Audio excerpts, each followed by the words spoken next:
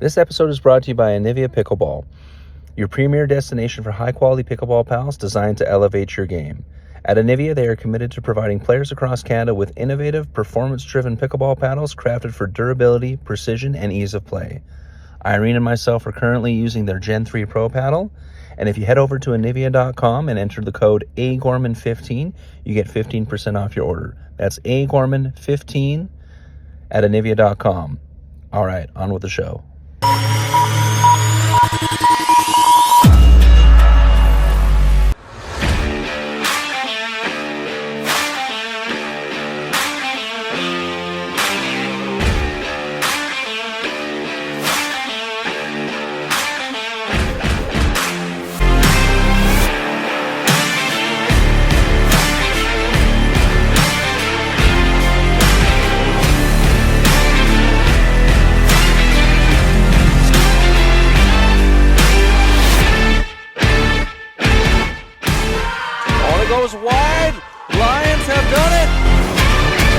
All right, everyone, welcome back to the Pickleball Diaries podcast. I'm, of course, Andrew Gorman, joined as always by Victor Chance, certified pickleball referee.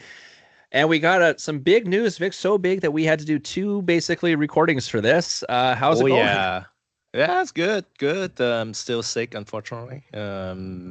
That variant of influenza got me bad, but anyway. That's great. I'm still, like I said, I'm still sore from nationals. If you weren't paying attention on the last episode, so for those of you, this is the first time ever that me and Vic have done this, but we actually recorded episodes back to back in the same day because we had so much info to do. Normally, we do stuff as things happen, but we had so much to talk about last episode, and then this big piece of news dropped. We're like, you know what? That's enough info now. We're going to do two episodes with this. Yeah. Otherwise, we're going to bore you guys to death for 3 hours. Oh yeah, exactly right. So. Also saves me time editing. It's quicker to edit for me now. I bought myself some extra time for a little behind the scenes for you guys. All right, so Vic, we're gonna jump right into this one right away. This just got announced literally yesterday morning from APP, but there is now going to be a global professional pickleball tour, and this consists of the APP in the U.S., the Canadian National Pickleball League in Canada, the European Pickleball Federation, India's Global Sports, Australia's National Pickleball League, which is the NPL, Pickleball England, and in Vietnam, Pickleball DJoy. All of these groups are coming together to create a basically global tour where all of these different events, they're making sure they don't overlap, and there's also going to be a what they call a seamless money structure and global ranking system amongst them. So this is freaking huge. I'll read a little bit from the article here that's on the APP website. So I already listed the groups, so I'm going to jump from that. So ending with all the groups that we just named, are uniting to announce the formation of a new global alliance that will supercharge the growth of professional pickleball worldwide. This newly formed alliance, some of the most reputable and established executives and organizations in the sport will work together to create a unified, non-conflicting tournament calendar, a streamlined global ranking system, a tiered prize money structure, additional commercial arrangements, and financial scholarship support, all to benefit career and earning opportunities for the world's current and aspiring professional players. So that coming right from the APP website, like I said, came out yesterday. So I already shot Yui a message saying, "Holy crap, dude! You could have given me a heads up on this." But so shout out to Yui. Apparently, Yui says he was not stay in touch that anyway. Yeah, so shout out to Yui and Mike for the CNPL for being a part of this. This is amazing. We will run through the calendar itself in a bit here, but as we just talk about this to start, there's going to be over 30 events next year that are all going to be linked together. So between the APP, between all these other organizations across the globe here, this is awesome. Now we're talking sponsorship money for so if we're just going to be greedy and talk about us for CNPL, this is going to bring in money. Yes. Right? This is going to bring in more sponsorships. Help, Huey and Mike, definitely. Yeah, this is definitely going to help the CNPL. So if we're just being greedy and talking about Canada's side of it, This is going to bring a crap ton of money for the CNPL, which is, of course, then goes to the teams, then goes to the players, goes to the development of the league. Just makes and as much as we all like to say, as long as there's always that saying, more money, more problems. More money also eliminates a couple of problems as well. So at this point, yes. Right. So super excited about this. This is awesome. Like we said, this kind of came out of left field. I didn't see any like rumblings about this anywhere where people were saying, "Oh, this is a possibility that this could all link up." The cool thing is, like we said, for the players, for current pro players and for aspiring pro players, this is what we're talking about, where it's now there's more opportunities. There's more opportunities to get your name out there, to find sponsorships, to find deals. They even said something about a scholarship thing, right? So like we can see this taking effect on like college and stuff like that as well, right? By the looks of it. So this is nothing but good news. I'm starting here, Victor. You kind of go with it. Well, the biggest thing is now having multiple country in line and be able to amalgamate together, right? That was the biggest problem in pickleball. Like US is big, Canada is big, and then the other country is doing their own thing. Yes, we know the Asian is a very big market, but there's nothing big out of them. There is not like a unified body or unified tournament that's gonna go into those areas. I know the PPA is now is trying this year to go to the Asian market, but it might not last unless there's no pro thing, like there's like because we have the Global Pickleball Federation was just working on the amateur side of things, but there's nothing like for pros for across multiple countries type of thing. Like there's because if you look in Taiwan, they got a good pro circuit going on there, but they're not really linking up with Canada or linking up with the US and stuff like that. Whereas now you have Australia, Canada, US with APP, you have England, European, the European one and stuff, right? And in Vietnam, now all these pros can kind of mix and stuff like that. And so like for example, like I don't know a lot about the DJoy in Vietnam because I haven't seen a bunch, right? So we don't know how good some of those pros are, whether like when they come over and say if a bunch of them now go to like say the NPL Invitational in Australia, how well are they going to perform? Or are we going to see some mixing and matching, or some Australia is going to team with some of the Vietnam players, right? And stuff like that. Like it's going to create more connections, more and more relation, right? So much more relations, right? Like and that's I think that's a good step to take to push it to the next level, to the Olympic sport, right? Because right now, especially pickleball is always being compared to tennis, right? Whatever pickleball things do, they try to link it or compare it to tennis. You look at tennis, how they can grow the tour to run it worldwide, right? Right now, pickleball basically is only known in US. Basically, like the pro scene is always just centralized into like that. when we say the best player in the world, it's just the people in the US. Like we're not taking into account anyone anywhere else, right? So yeah, exactly, because the other people in the world are not being known, right? But now, like if you look at tennis, we know number one in tennis, Yannick Sinner from Italy, right away. You have like the top 10 guys as a variety of different players in all other country. Like Carlos Alcaraz is in second spot in Spain, and then you have the top US player, which is Taylor Fritz, around that, hovering that 5th to 7th spot. So you have almost some player in every different continent, right? But right now in pickleball, it's like almost your top 50 guys are centralized in US.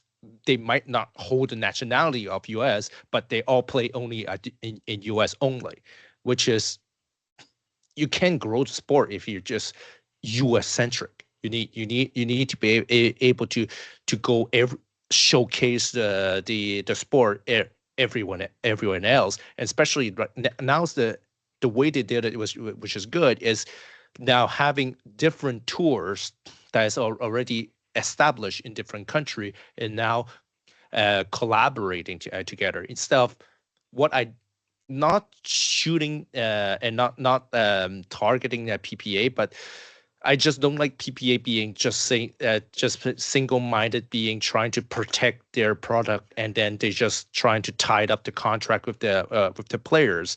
Like the APP, what they do instead is trying to actually grow all around the players and grow, bringing always able to give that flexibility to the players to play in different tournaments, and then continue to grow to tour, instead of that inflexibility that the PPA offer, unfortunately. So and I think another not shot to PPA also, and that's, I heard some of in the podcast, that could be the reason why the PPA never came to Canada.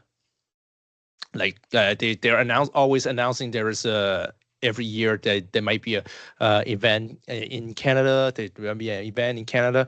It never happened.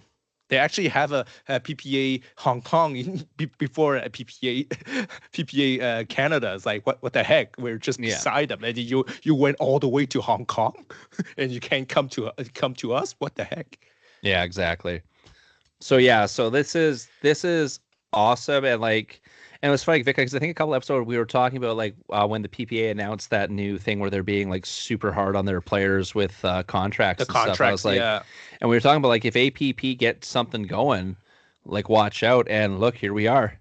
This is an amazing decision. And so just to read another part of the article really quick. So the 7 initial partner organizations collaborated to ensure that no scheduling conflicts occur across each organization's premier events, ensuring maximum opportunities to take part in competitions for players. The tournaments will be designated into 3 tiers, each with progressive prize pools and point earnings. So depending on whether it's a grand slam or the equivalent of a tennis grand slam, or if it's a smaller version of a tournament, each of those will have points awarded accordingly and stuff like that, right? So, and different prize events. And so for those of you wondering, for those of us, because we are more of a Canadian podcast, the Canadian Open is going to be right now currently is going to be September 3rd and 6th next year. Hosted by CNPL. Hosted by the CNPL, exactly, right? So I might have to book that off right now. Me too. Hopefully, can I make it? Hopefully I should make it. Yeah, hopefully it's not in Toronto. That way I don't have to fly. But it's probably going to be. Yeah. But because I just don't want to fly. But then I gotta drive 5 hours no matter where I go, so it doesn't really matter for me. But yeah, so we are super excited for this. We are gonna be following this really closely, and as more and more information comes out, we'll be letting you guys know. But I'll do a quick kind of spurt here through the event. So actually, the first event is actually going to be this year. December 5th to 7th at the NPL Invitational. That's in Australia. Then at the end of January, we got the Australia Open. We don't have a proper date yet, but it's going to be the end of Australia. The beginning of February, we have the Indian Open, which is by Global Sports. Then APP's first event at Daytona Beach at the end of February.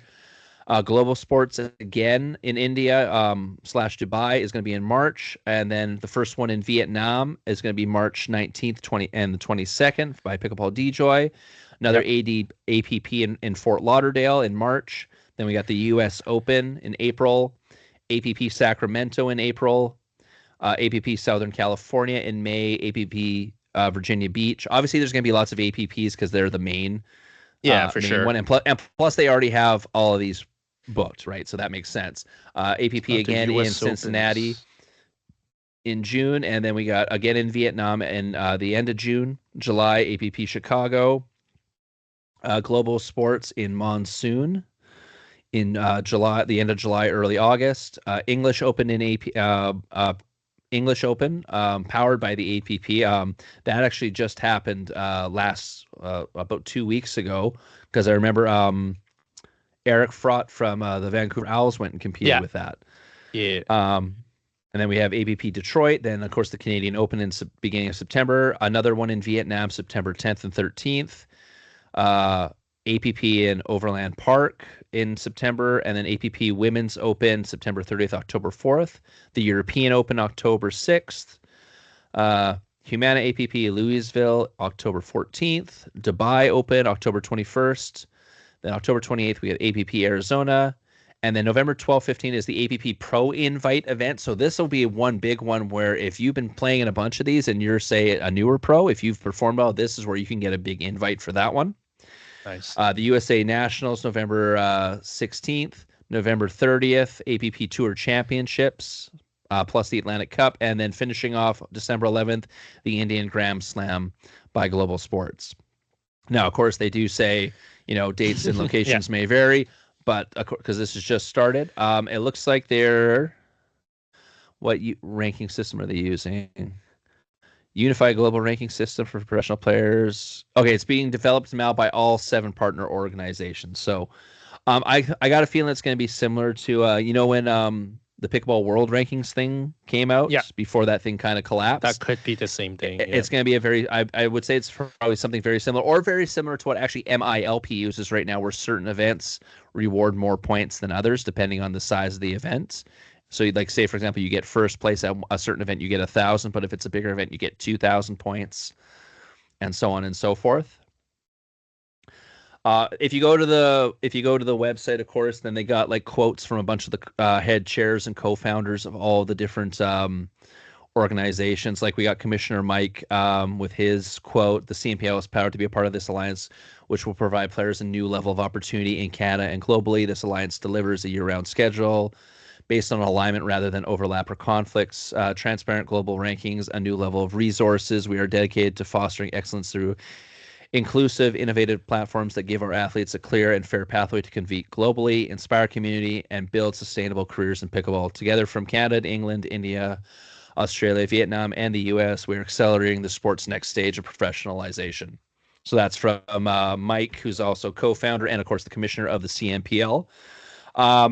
So just to kind of, for us to be a little bit greedy here, make sure you get into your MiLP events, guys, because that is a pathway into the CNPL, which is now also a pathway to this global tour. Oh yeah. So because now don't forget, you participated in MiLP, you're now automatically also be able to participate in this CNPL selection if your tournament result and your performance is up to it. Absolutely, yeah. Makes you eligible to get drafted and also eligible to be picked up midway through the season, right? So definitely. So yeah, for our own Grease standards, we have our event coming up September 27th, 28th. We've got really good turnout already for our 2x12 category. We've got 5 teams in there already. So super excited for that. But make sure you guys get your teams in. I do right now have it listed as an 8-team cap. However, if we have one division get a little bit lower, I am more than willing to open it up to more teams for the other divisions. So if you see the division starting to get low, still get your team in on time. But if you see that it's full, shoot me a message on my email. Our email is on the website, or you can message me at Gorms1307 on Instagram and stuff like that. If you have another team, like say if 2x12 fills up right away, if you have like a 9th or 10th team, we'll make sure we accommodate. Yeah, we're definitely gonna figure out. Don't worry about it. That'll be just me and Andrew's problem. Yeah, exactly. That's more of an us problem, making sure that the scheduling works, than a you problem. We'll make sure we get you guys in for sure. But yeah, so super excited about that. I can't wait to see how this turns out. Like I said, I might have to. That could be wonderful opportunity also for our Canadian to showcase the world, right? Right now, absolutely. They have to travel to the States on their own, but right now, if they have this partnership, maybe they will facilitate them to go to other country to showcase their talent. Absolutely. Also, I'm going to throw this out to you and Mike right away. Hey, if you guys need someone to like go to like Australia or Vietnam, to kind of cover the event for you guys, we are more than willing to. If you want to just, I'm always going to shoot my shot with that. Like, I'll do a podcast in Vietnam for sure. Like live from our hotel in Vietnam while we cover the event. Yeah, and I'll big time. I don't know if I'm good enough to play in the pro side of the event, but hopefully they have an amateur side during the event too, and I'll play in the amateur side for sure, right? Like, I can always help develop the referee over there. Exactly. Yeah, you got a level 3 certified referee and Vic. Yeah, our phones are always open, guys. All right, so this just got announced, so we don't have a super bunch of info aside from what we just said here, but we are super excited. That big shout out once again to Yui and Mike for getting this done with getting the CNPL in on this. This is if you're a player in the CNPL right now, you better be messaging them saying, hey, how can I help, or how can I get in on this? Like being able to go play, like for example, like in Australia or in Vietnam, or go to the English Open, or go to Dubai and play. Like that's just cool. That's right. Like, and like there's so many more sponsorship opportunities through that. Like there might be a company, say in Vietnam, that like, hey, we really like the way you play. Like, who wouldn't want to be on a poster in Vietnam, but you live in Canada, right? Like that just sounds cool to begin with, like off the top of my head. So that'll be fun. But yeah, we're super excited for this. We can't wait to see what more comes out. We'll make sure we keep that we keep our finger on the pulse with that. I think there'll be even more other news coming in. I think APP is gonna launch a lot of different news coming from their end, and they will be actually talking about like growing the sport in the international point of view. So we definitely gonna keep in touch with this. Absolutely. Also, if they want to expand to the Philippines, I have someone who speaks the language who's a pretty high level player. Here we go. All right, moving on. So the other part of this episode is we are talking about the upcoming Metro Split this coming weekend at Court X in Ontario. So this is the last CNPL split before the playoffs, and super excited. I've been seeing all the promo by Court X. They're doing a really good job. Also, they're having their own little tournament just before the CNPL event. What was it called? Like the Golden Paddle or the Golden Horseshoe or something like that? Yeah, Golden Horseshoe, I think that's it. Yeah. Right. So they're doing that so you can see some of the pros playing. You can also go play and try out their courts and stuff as well if you're from the area, if you want to travel to the area. Also, what I saw is if you attend the event, your name gets entered into a draw for a pickleball trip to El Cid in Mexico. Yeah, from is it Club Med that was with them? Club Med or El Cid, I can't remember, but it's one of the two. Those are like Club Med. Yeah, it's one of those are like the two big names of resorts in Cancun and area. So so get on that. I messaged you and I was like, hey, can I enter myself in that, even though I'm not going to be there in person?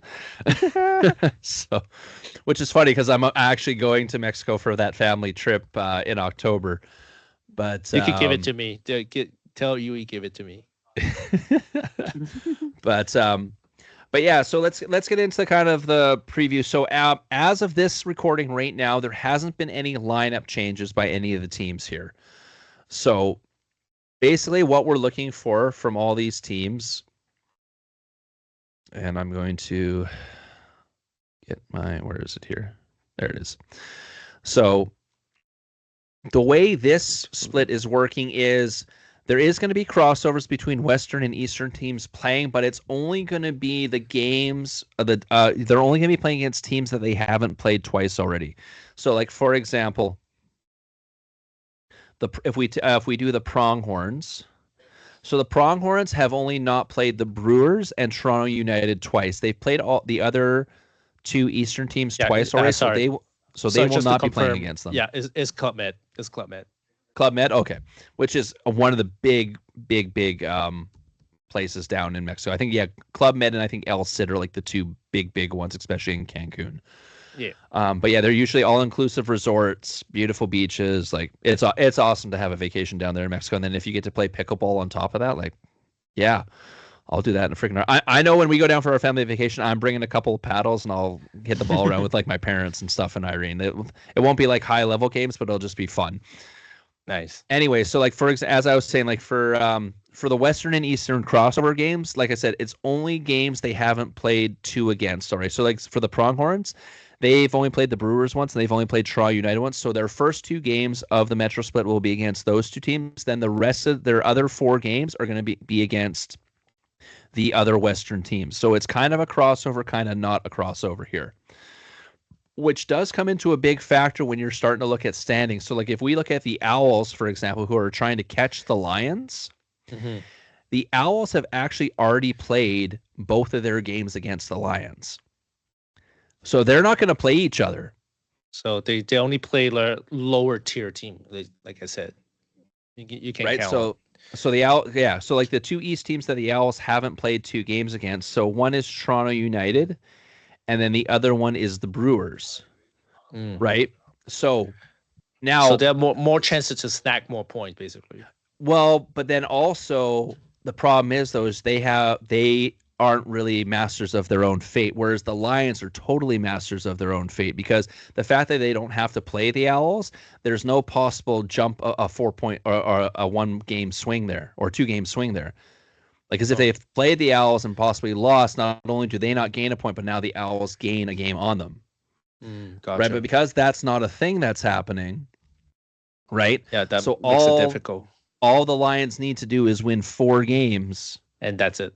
And then it's over. They got first place locked up. Whereas the Owls, they could win all their games, but because they're not playing the Lions at all, they could win all. They could win all 6 games. But if the Lions win 4, it doesn't matter. So they can't the catch best, them. So the best they can do will be second in that case. Right. So the Lions truly, their fate is in their own hands with this upcoming split. Like I said, they win 4 out of 6, they got first place locked up. Whereas, and same thing, like the Smash have also played the Owls twice, so they're not playing each other either. So both the Smash and the Owls, who are the two kind of jockeying for second and third there, and trying to catch the Lions. Now the Smash do have the advantage that they do get to play the Lions at least once, so that's where they can gain a game on them, right? If they can pull off a win there. Gotcha. But this is very interesting as far as standings go, especially for those top 4 spots, because the same thing with the Pronghorns. They've already played the Lions twice. They've already played the Smash twice. So the only spot where they can really, aside from beating the team that's in front of you, is where they can really try to gain a spot on the Owls is when they play the Owls. Gotcha. Right? So it's going to be very interesting to see, especially for those top 4 teams jockeying for spots, how that plays out. And same thing with Toronto United. Toronto United has already played their. Toronto United does have 1 game against the Owls, I think. Going back here, where is it? I had all the games lined up here, so I was able to sound like I knew what I was talking about. But Toronto United has, so they have a game against the Owls still. So Toronto United, who's sitting in that kind of middle spot right now, that will be a game where they want to get a win there against the Owls, so it's easier to climb up the standings. Because if you're just beating the teams that are at your level or lower, yes, you can maintain that kind of 5th spot, but getting up, or not, is it 5th? Yeah, I think they're in 5th. Yeah. You can maintain that 5th spot, but to try and gain ground to get a more advantage matchup is going to be harder. Because of just how the schedule worked out this year. Like a lot of those like games against some of the 1st and 2nd place, third and 4th place teams have already happened. So it's going to be really hard to gain ground on some of these teams if everyone continues to win the games that are in front of them. Right now for like teams like the Northern Lights, the Brewers, and the Drive, a lot of their games are going to be against each other. Especially like Northern Lights and Drive, they're playing each other at least one more time, so there's a chance to maybe hop and avoid the Lions or possibly the Owls in that first round come playoff time, right? So it's going to be, and then for the Brewers, the Brewers have been kind of like the most enigma team this year because they've been in every single game, but they just can't seem to just finish get that finish win, right? So but and for lineups, like we said, like as of this recording, there hasn't been any changes. If a change happens, I might do a little quick video just discussing what the change might be. Like I know there's some rumors of possible teams looking to trade players and move players around, but like me and Vic kind of spoke about this off camera a little while ago. I don't unless you're picking up someone who's like, going to be an actual pickup, like and isn't playing for a team right now. I don't see a trade in the works between teams unless you really think that it's going to change chemistry. Yeah. Like if we're talking about Drive and the Lights or like the Brewers and someone, or like even Toronto United. I don't see Toronto United making a trade. Not with the roster that they have. And at least nothing that especially if you're just talking about the other three teams that are the four lower teams with the three of the four lower teams with them.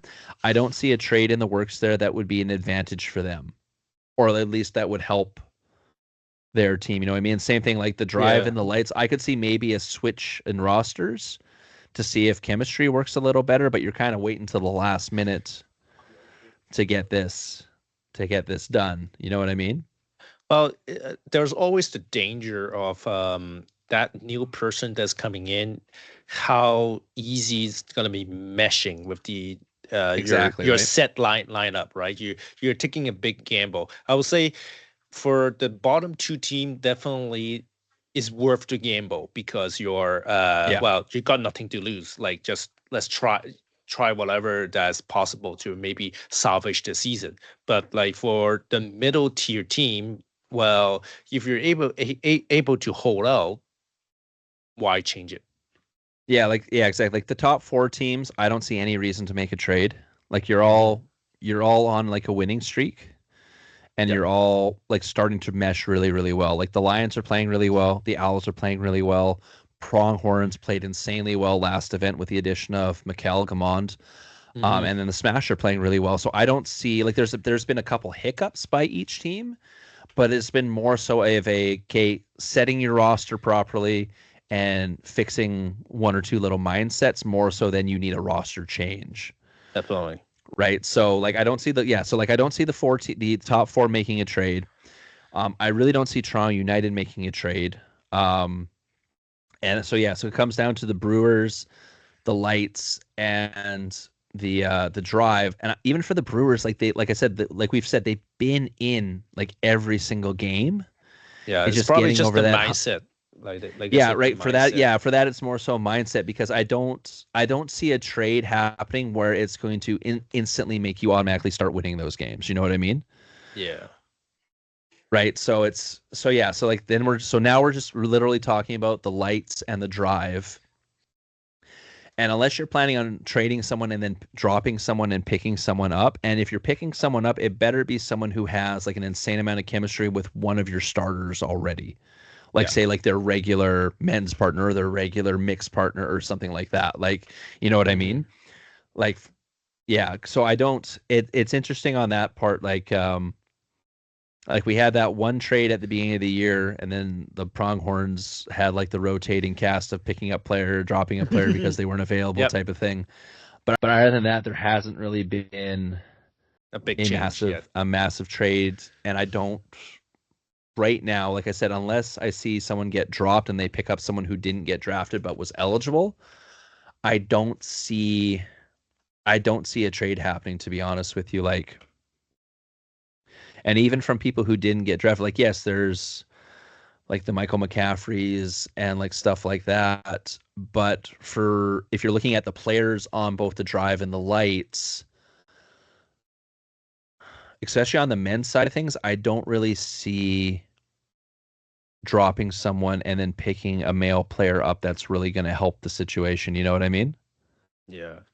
As far as like gelability, because if you look at, for example, if you look at like the Drive, all of the players are located like In the same area. Exactly. Ontario, like Michigan region, right? So, Hmm. like for example, if you were to drop someone and pick up Michael McCaffrey, well, Michael McCaffrey is in BC. Are you really going to get any training in with that Yeah. That's be type of thing? rough. Like Unless they that's find someone that's gonna be local. yeah, and like off the top of my head, when I'm thinking about players who played at events who didn't get drafted, like I said, unless they've played, and the other thing, especially with the Drive, because you have why am I freezing on names here? Because you have Jonas, Evan, and Wes. I don't see you finding someone like who's played with West consistently because West is always in the States Yeah, true. playing right now. Jonas and Evan, you might be able to find someone who they play on a regular basis with in Ontario, but I don't know. I'd have to go back and look on Duper and stuff to see who they play with on a regular basis in like men's and stuff for like APA events and stuff like that. But and then for the same thing on the women's side, like most of the women that the other women already play with are already on other teams. True. You know what I mean? So I'm sitting there and I'm like, I can't see anyone off the top of my head who you would drop someone to pick up who's gonna move the needle enough to make a big enough difference that you can jump at least, because you need to jump at least 2 spots. Right? You need to get at least up, because especially if you want to difference. If you want to avoid the Lions, you need to make sure you're not in 8th. But then, so let's say if the playoffs were to start today, so then we have the Lions and Owls. So if you want to avoid both the Lions and the Owls in the first round, you need to get to at least 5th. So which means you got to catch the Brewers. Yep. And then if you catch the Brewers and pass the Brewers, then you're still stuck playing Toronto United. Right, like you said, if it's like if we said if the standings don't, if the playoffs were to start today and the standings don't change, right? So yeah, off the top of my head, I can't think of anyone right now who, if you pick up or make a trade, that's going to move the needle. Like unless there's someone on the drive who's played with someone on the lights, and vice versa, where both teams are like, yeah, this, like, we'll make the trade and this will be mutually beneficial, but then this is the team you're competing with for that spot. So do you really want to help them improve? You know what I mean? Like there's a little bit of there's a little bit of gamesmanship in that. Gamesmanship, and also like the risk and reward kind of thing. Yeah, it's okay. This player might make us better, and this player might make them better. But if we make this trade and it makes them better, but we don't get better enough, and then they leapfrog us, right? Like, that's the problem with trading. That's the problem with trading within, like, especially this close to the playoffs. There's only one event left, and both of you are kind of in the same boat. You don't really want to help the other team. Oh no, definitely. Right. So it's interesting as far as that's concerning. But we'll see. It's gonna be coming down this weekend anyway. So we'll see. Yeah, we'll see. Yeah, we're gonna be tuning in. So I don't think, well, we're not going to be there by the looks of it. I don't think they need us for broadcasting, so we'll just be watching.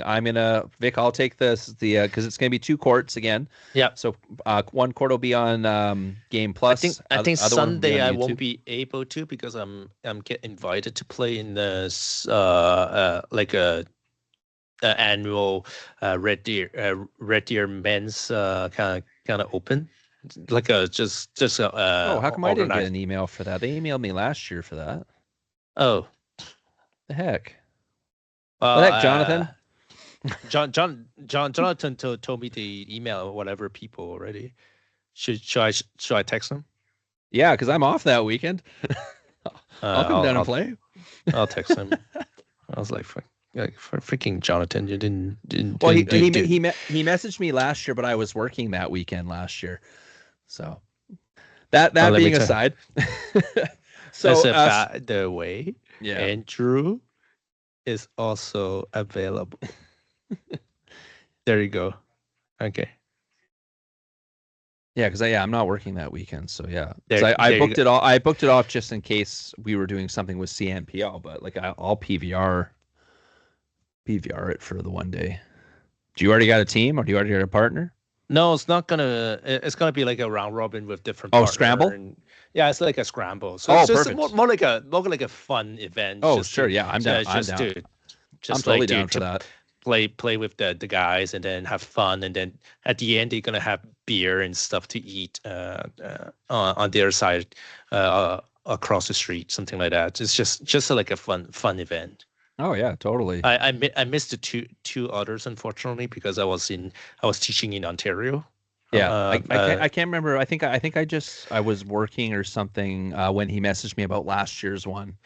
Gotcha. Because he had messaged me about that, and then I sent him a link to who was it? I think Chris Jones. Because he messaged me. He said, "Hey, did you and Chris want to play?" And I said, "Well, I can't." But I said, "Here's Chris's info, so you can mess Chris." So, but no, yeah, that'll be fun. Anyways, speaking of the CNPL, and we were talking about the Northern Lights and the Drive, we have a special guest today. Oh We're gonna yeah. have Joel Pelletier from the Northern Lights and also from Alberta, who me and Vic know pretty well. We got to interview him a couple days ago, so we're gonna jump to that here. So take it away past me.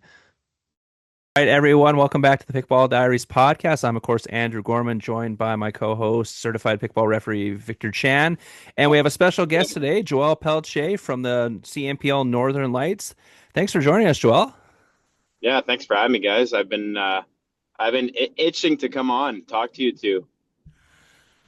That's awesome. We all we're big fans of Joel. For those of you who don't know, Joel's from Alberta, so we get to see him play a lot. So we're big fans of his. So Joel, we're gonna start with an easy one that we start with everybody. How did you get into pickleball? So I got into pickleball visiting my parents. I used to live in a small town. It's my originally hometown. It was Falaire, Alberta, for those who don't know. It's about 45 minutes south of Peace River, so way up north. Oh, And I was nice. visiting my parents. Yeah, I was visiting my parents in Red Deer. They had moved here, and then went to our local sportplex, and it was there during the holidays. It was being played indoors, so my wife and I went and hit a few balls. I ended up liking it, and then at the time, my sister was seeing a guy by the name of Kyle Makala, and he was considered the kind of top guy in Red Deer. So my goal was to be better than him. So I got into it, just trying to beat my soon-to-be brother-in-law. And so I went home and I split my ping pong table in half because there's nothing in Falaire. Split my ping pong table in half, and I just started hitting balls against the wall in my garage. And then I would do that for an hour or two each night. And then I started just watching PPA players and tried to mimic things that they would do. So I'd watch Ben Johns. I wanted his backhand flicks. And then I'd watch Steve Deacon. I wanted his footwork and his backhand dink, things like that. So I just kept kind of, I'd call my garage the vortex, where I'd just keep practicing shots until they felt natural to me. And then, yeah, that's literally how I got into pickleball. I still have that same ping pong table. We moved to Red Deer. This is 6 years now, and I still have that same ping pong table, and that's how I do most of my drilling. Yeah, that's That's nice. awesome. That's awesome. Yeah, and you're kind of a little legend around here in Peace River because that's all Chris Kennedy talks about is anytime he goes and gets to play with you all the time. So Yeah, actually, so when I started playing, I would travel to Peace River every now and then. Golf was my original kind of addiction in sport. I mean, I was a hockey player, but my actual like really diving in, wanting to be really good at something was golf, and then after that, it was pickleball. So then Peace River had the only courts around, so I'd drive 50 minutes, play with Chris Kennedy, and then a few others, and yeah, so he was at a TPA clinic a few weeks ago, so I got to see him again. yeah, he was talking to me about that. He goes, I walked in there and he goes, oh, Joel saw me. He goes, and I knew I was in for it. So Yeah. Yeah, that's so nice. You're coming from the ping pong, watching is somewhat mimic. I'm not as good as you. I try. Never made it to your level or even close to your level. So Well, I don't know what it was, but when I started playing pickleball, I knew just intuitively, I knew that this is something I want to be really good at. And I just had a feeling, I don't really know how to describe it, but I just had this feeling of like pickleball is a sport I'm meant to be great at, or try to anyway. Like because I always wanted to be great at something at a sport. I always wanted to be the best at something. Like that was always, it's like whatever I end up doing, I want to be really, really good at it. And so I would play tennis, and it would be a hobby, and I would try to be really good at tennis to beat my friends. And then picked up table tennis, wanted to be really good at that. But I was never it was always just casual, just trying to beat my friends. But just pickleball felt like such a combination of all those sports, where it just felt more intuitive than all the other sports I had picked up and tried. So yeah, I just flowed seamlessly with what I already knew from other sports. no, I definitely. can attest to that as well for sure. Yeah, Yeah. definitely.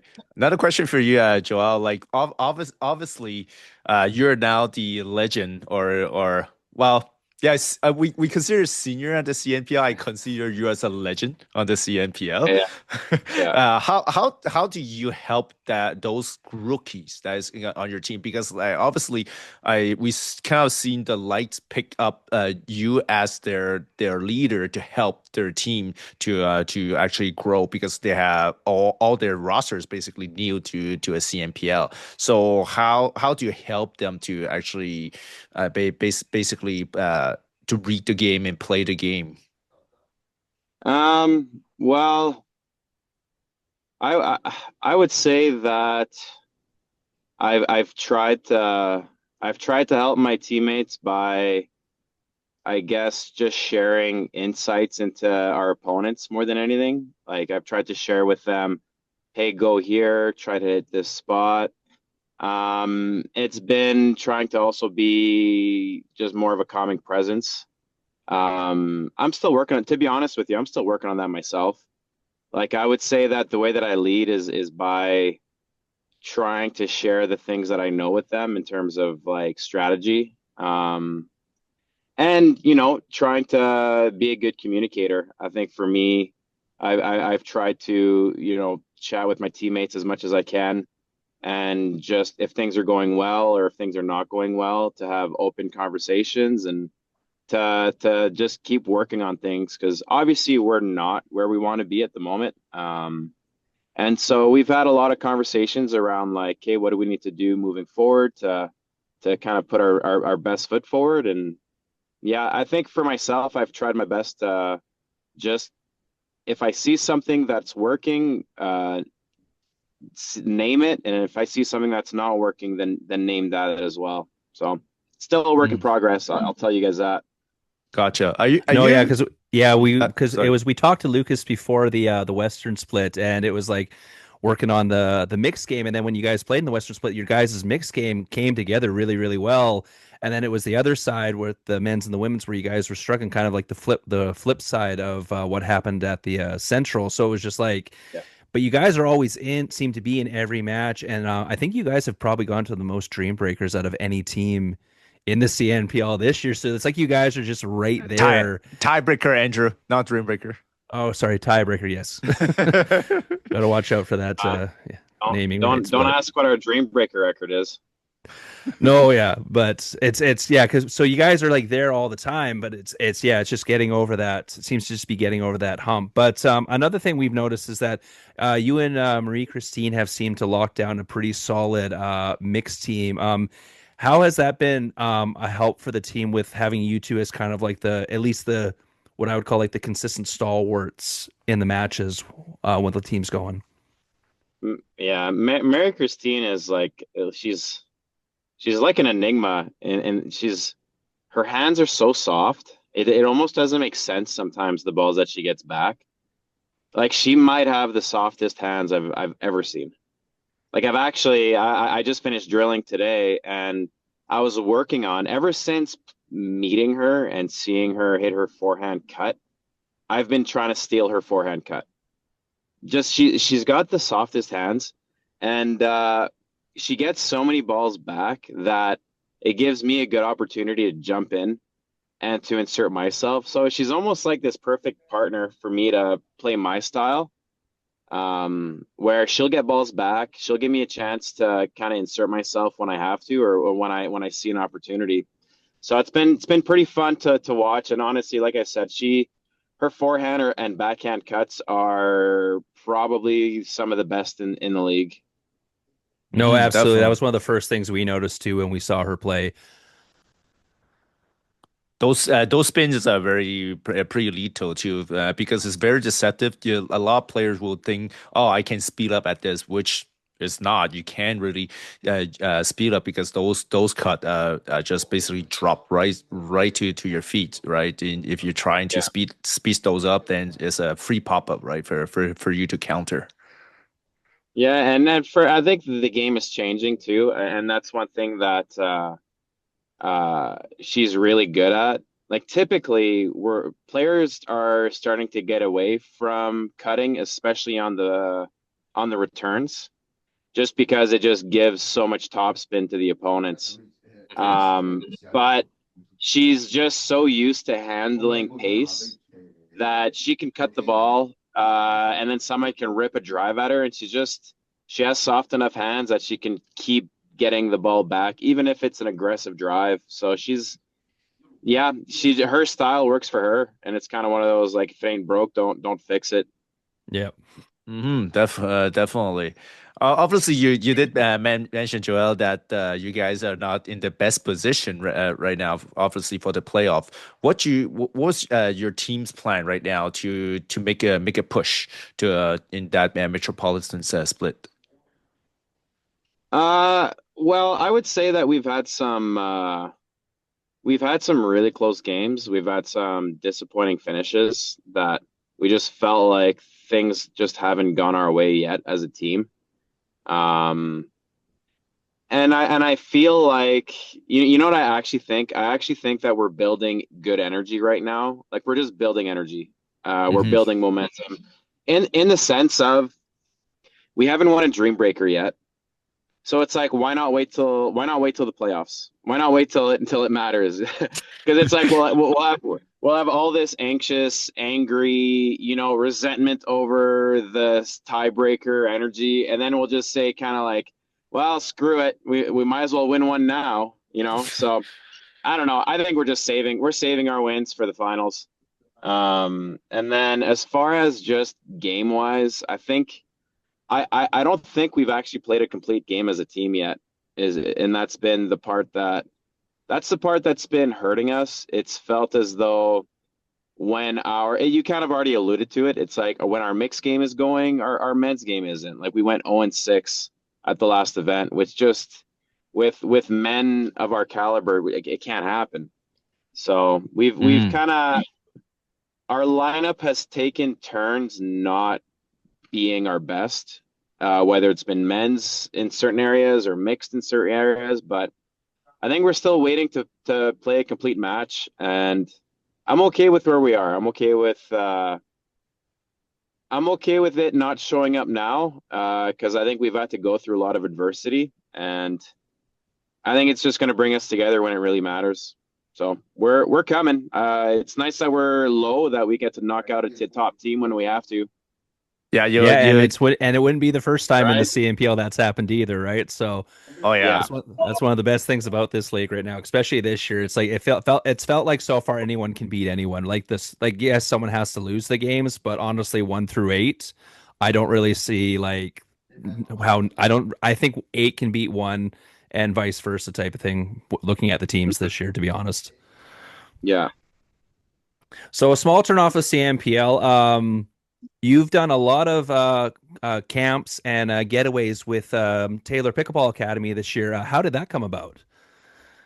I played CNPL the last 3 years, and the first year they didn't have anyone. They didn't have a schedule for announcers. It was just whoever was around and wanted to. So I asked right away if I can go announce, and then the first CNPL event, I think I got in there with Cam, if not the first and the second one, but I always kind of wanted to be involved in that area. So struck up a few conversations with Cam over the past 2 years, and last year, I think after the second event, it might have been, he sent me a message just asking me about whether I'd be interested in these ideas, and I said absolutely. I didn't know how I was going to work with teaching, but things kind of just worked out. Like, just the universe kept sending things my way. So in October, we had our second baby, baby girl. Oh, congrats. And yeah, thank you. So I ended up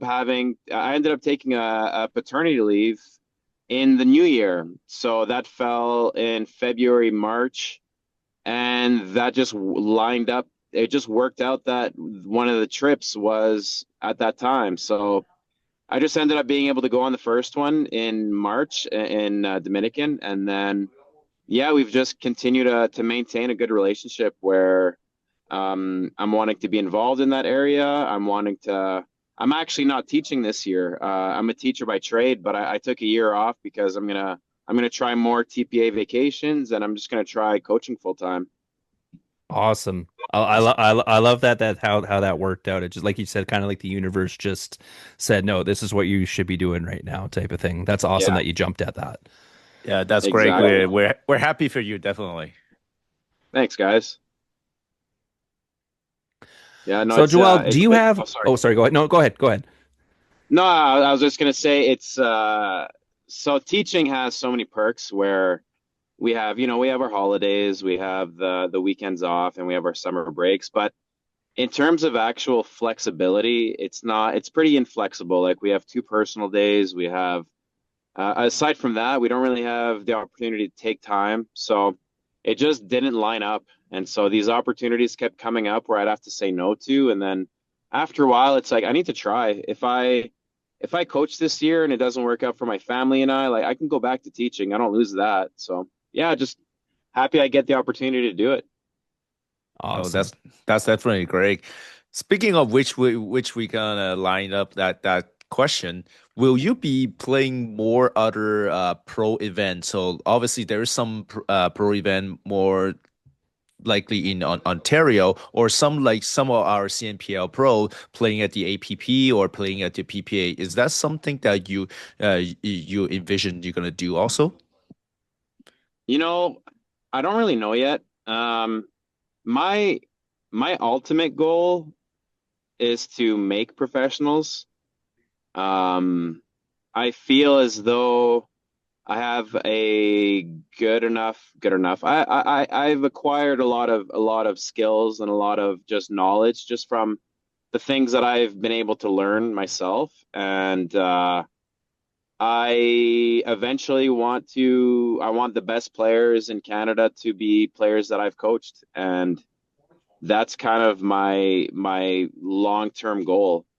So I've been pretty lucky to find young players already in Alberta that I can kind of keep coaching and seeing them grow and get better. But that's what I want to accomplish is just making professionals. So whether I end up because I have a family, I Hmm. have two young kids at home, and so for myself, me chasing that like the PPA APP kind of deal, even the tournaments in Ontario, it's not quite worth it for where I'm at in my life. If it would have been 7, 8 years ago, I'd be all over all of that. But I think I want to keep pursuing coaching and see if I can keep coaching at a high level. No. Absolutely. And as a testament to Joel's coaching, I am like 3-15 against his players that he's coached. So Like Bradley and Jacob. oh, Those are Bradley, Jacob, Ava, like I was beating Ava pretty consistently a couple years ago, but she's pretty much surpassed me now. Jacob, I'm 1-5 against. So Well, so I will say that so I've coached Jacob and Ava. I actually, unfortunately, I've never really had the opportunity to really work with Bradley. So I can't take credit for how good he is. He is an excellent player.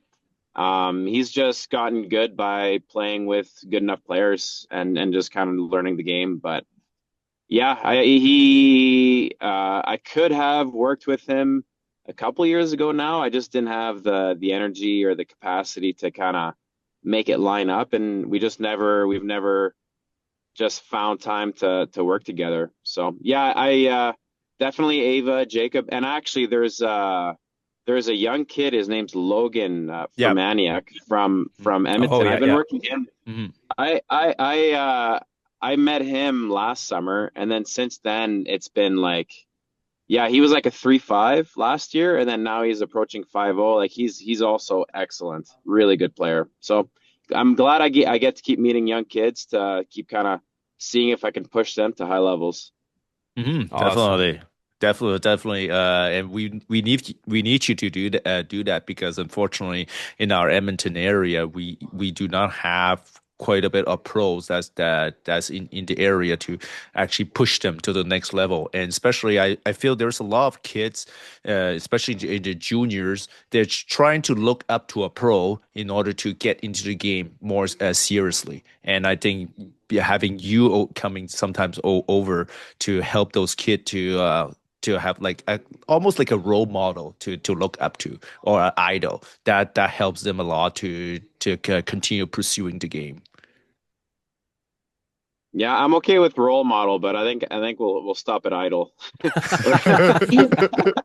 Let's let's cut it at idol. I think role model I can work with that one, but um yeah, I agree. I think there's a lot of I think we're starting to get more youth walking into courts and walking into facilities and having someone that wants to push them. That's definitely the role I want to see myself in.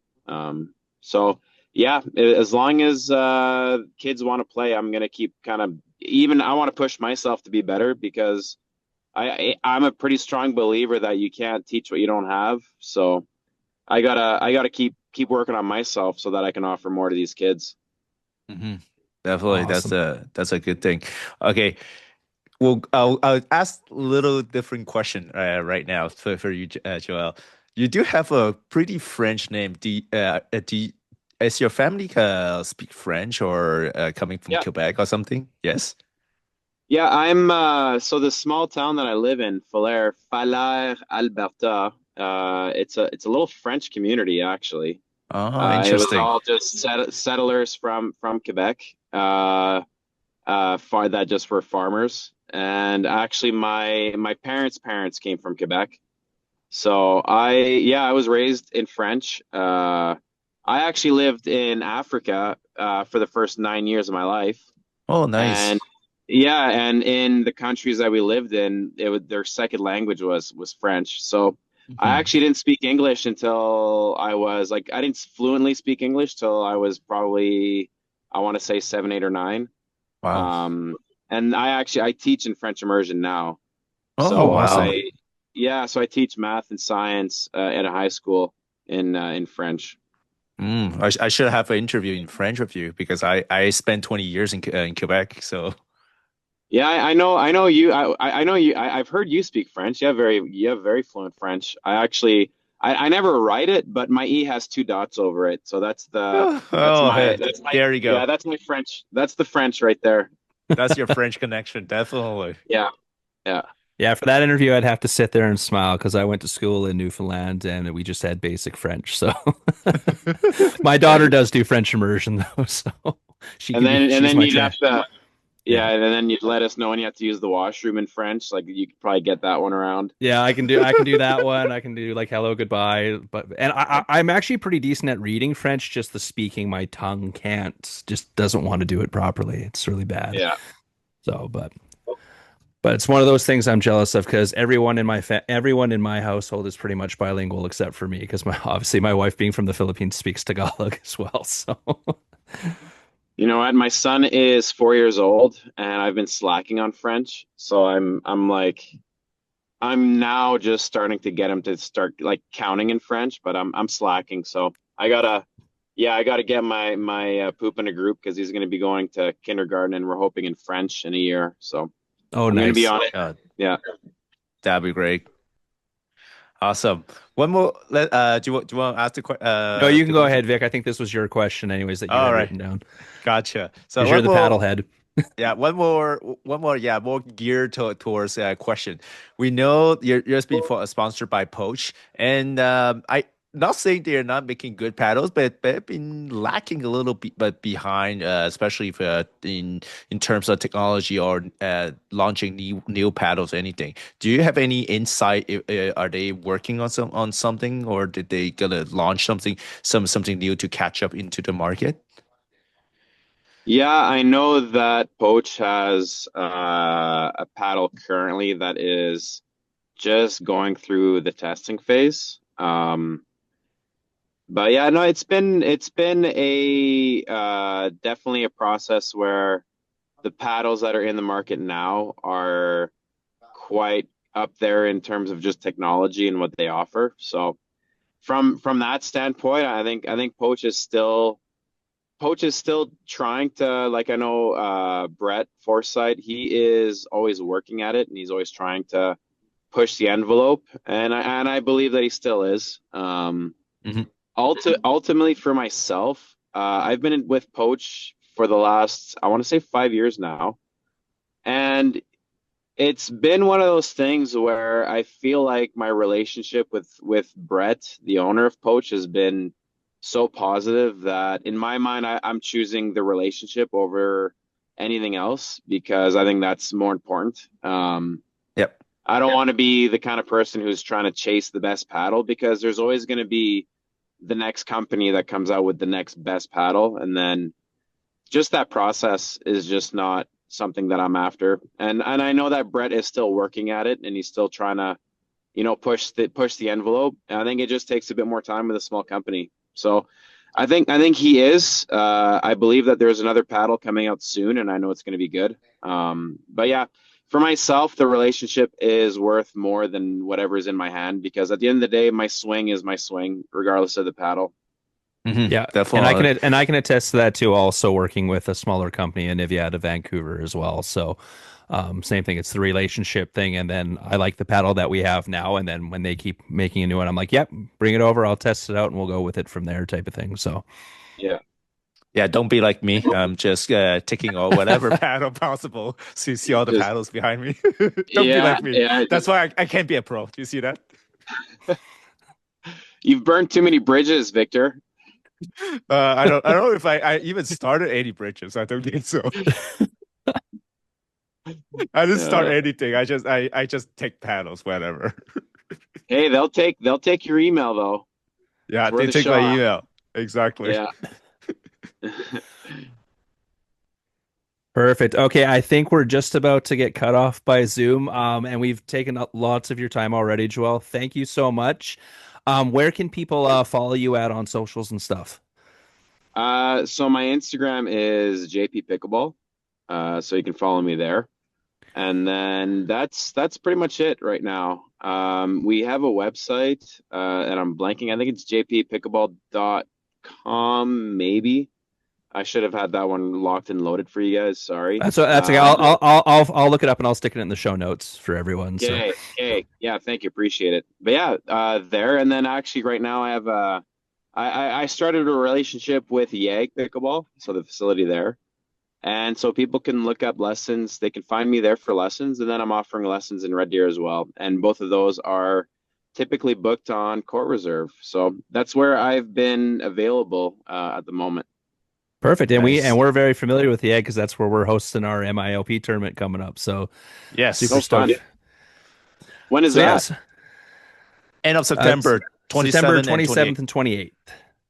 Okay. So right in between the Metro and then the playoffs. So we didn't want to steal any of the shine from CNPL, so we wanted to make sure we were in between there. What's the high duper group? We right now it's 20. We are offering a 22, but we have it waiting to see who's interested. I know like Jacob said he was interested. I already talked to Kim Layton. I think she's got too many tournaments on the go because I think she was planning to going down and possibly playing with Haddo down in Oh, cool. down in the States. So I think it just doesn't line up. And because it's like the week just before your guys' playoffs, I wasn't sure how comfortable some of you guys would be wanting to play the week right before your playoffs. So Oh man, that sounds great. I mean, I'll look into that for sure. oh yeah, absolutely. Thanks. We love to have you, or like That'll even be if we fun. can maybe we'll work something out with Yeg and have you come in and do like a clinic or something like that. Always That'd be down for something like that. fantastic. Okay, well, we'll Mm, we'll definitely keep in touch on that, guys. Absolutely. All definitely. right, so thank you once again, and good luck coming up in the upcoming Metro Split. We hope you guys, like you were saying, lock it in and play that complete game, and hopefully bump your way up the standings a bit.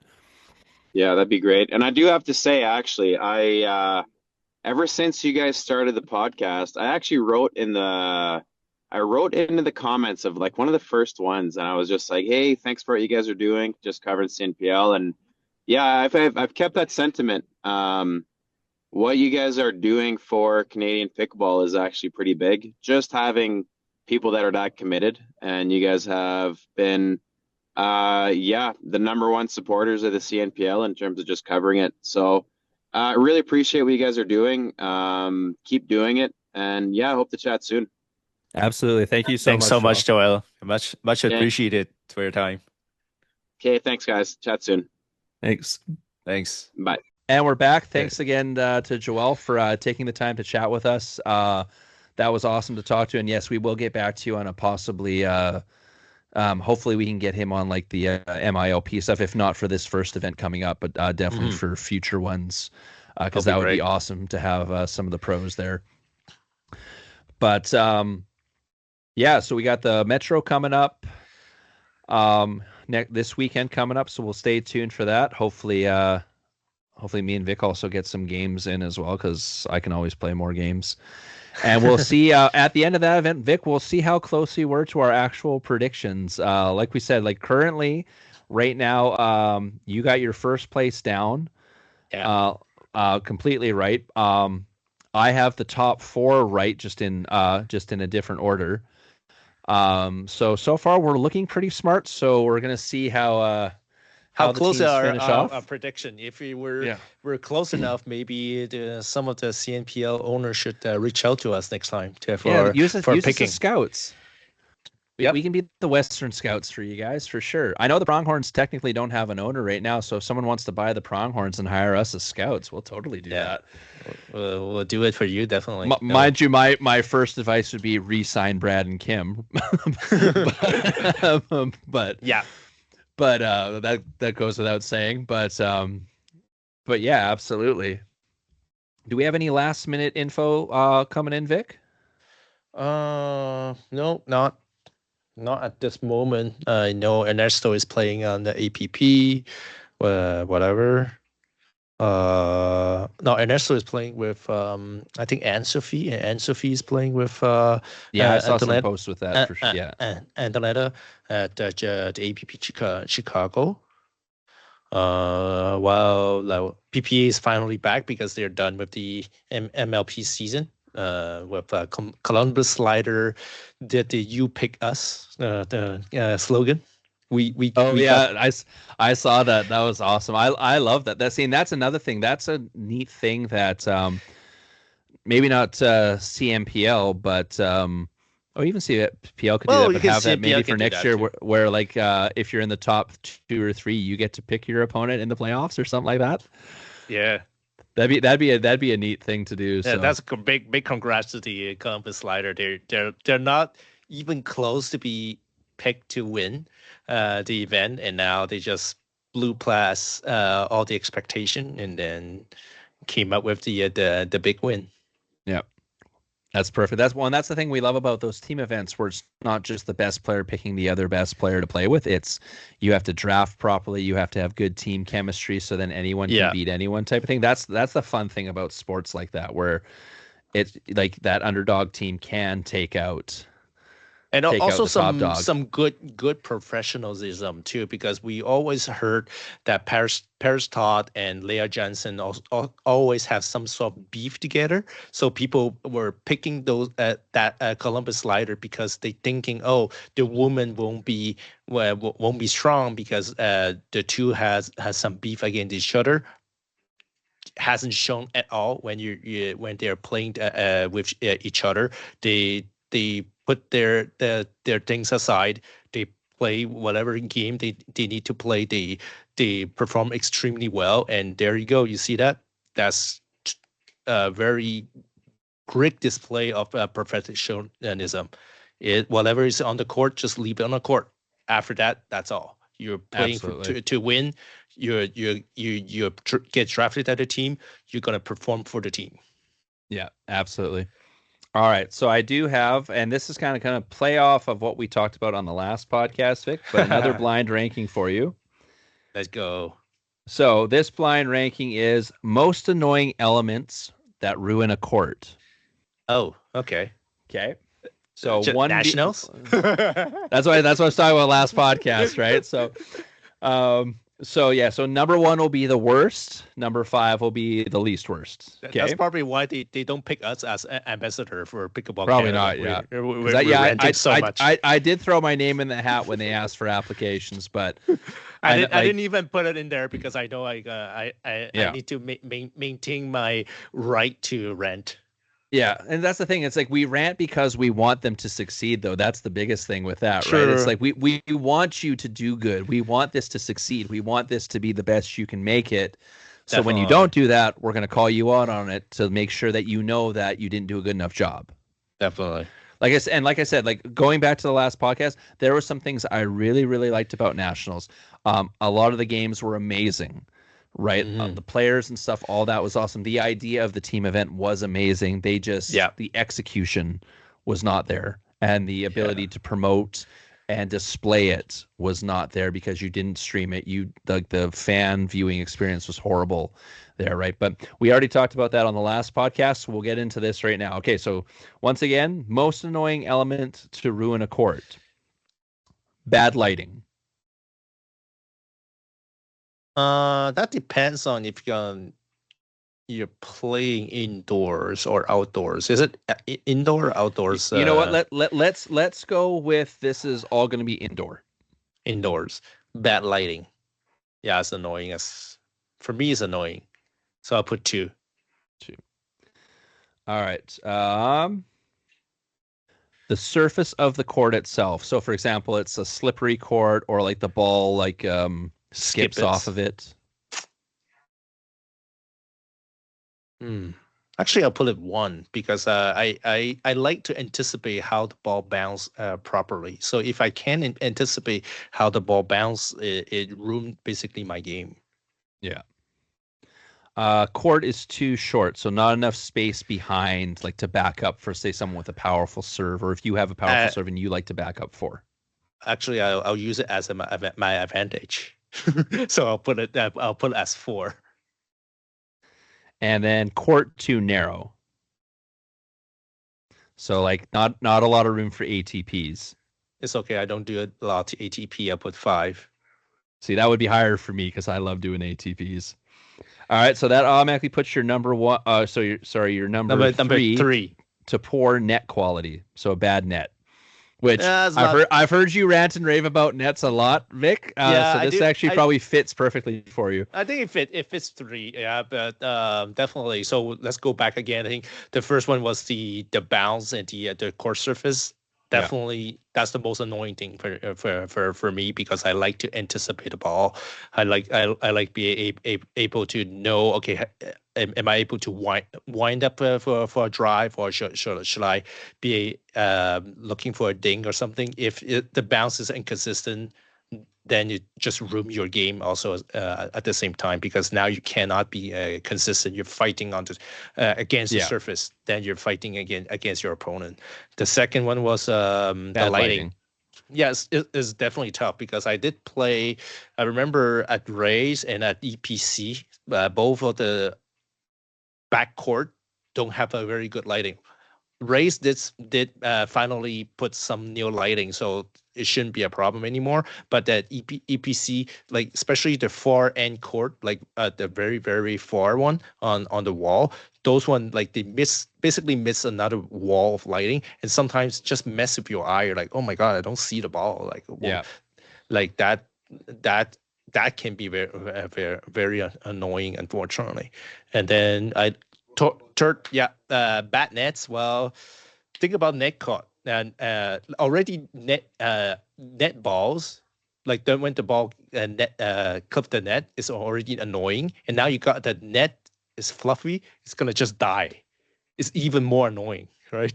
See, and I play with portable nets all the time, so for me, I'm used to reacting like that. So for me, it's not as big of a deal, but I totally get that. Like I get surprised more when I'm playing on a permanent net and the ball net cords and then freaking flies at my face, type of thing, right? So yeah, but you can still like there is still kind of we call a chance to react versus they just freaking die on when it clips the net. You're like, how am I supposed to get that if you're like you're so far, or even you're at the non-volley zone? Sometimes you're planted like can't get it. Yeah, Exactly. No. And then fourth was narrow. Is it narrow no, or not long enough. So Not long enough. not enough room behind. Actually, good for me because I have I serve big. I drive big. You can back up. There you go. I'll use it as an advantage. I actually love that. And then you had for your fifth one for the court too narrow because you're not as big on ATPs as I'm not as big at ATP anyway. No big deal. For me, actually better for me. So I'll ding even more sharp to the cross card. So you cannot ATP. I just sit there wait for you to ding back. Yeah, and if you listen to our last episode, I was complaining about how narrow the courts were at nationals because ATPs are a big part of my game because of how I play. So I would almost have the same thing as you, Vic. I just would probably my thing when the net quality would probably go down to 5 for me, and then the court too short, court too narrow would probably slide up ahead of that. Just because for me, because of where I play and where I practice, I'm used to portable, not the greatest net. So there you go. When you play on that, and then you play on a really good net, then it's fine. But like for me, it's not the end. It's not the end all to beat all. But yeah, that was a pretty good list. Once again, that was provided by Jesse Parks. I think that was his last one.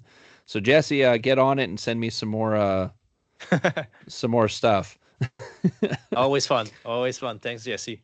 Absolutely. All right, guys. So we got the Metro Split coming up this weekend for the CNPL. We will, of course, do our full recap episode next week after it. We'll recap the games, and then we'll go over the final standings going into the playoffs and maybe give some go over some, not necessarily predictions, but go over some interesting storylines depending on how the matchups go. As long as the CNPL doesn't change the format again like they did last year, and then we had like a 40-minute segment that actually meant nothing, and we had to do a recap, a redo.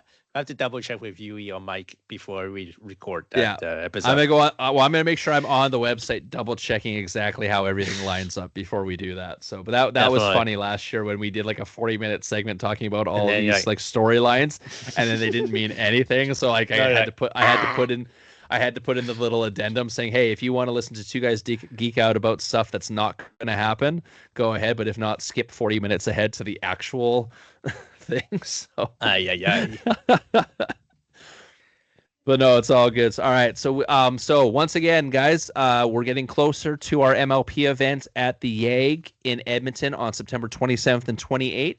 Make sure you hit the link below in the notes here and go register a team. We still got Duper 20, Duper 18, 16, 14, and 12 to sign up for.